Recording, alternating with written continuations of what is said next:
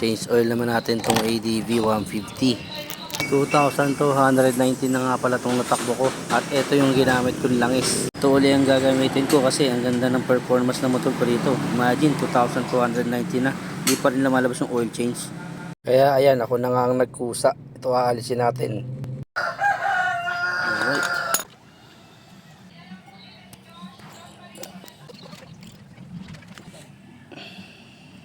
Bali ayan, yung dapat na karga ng langis natin 0.8 liter.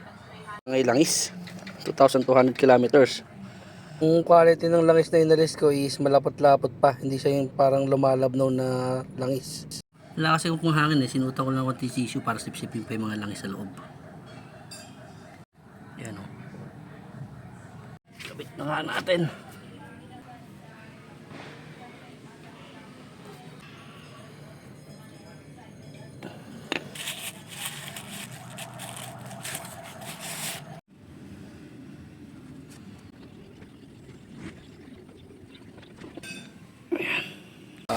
Okay na to, na-change oil na natin. Ito na lang. Next, panggilid cleaning and car wash.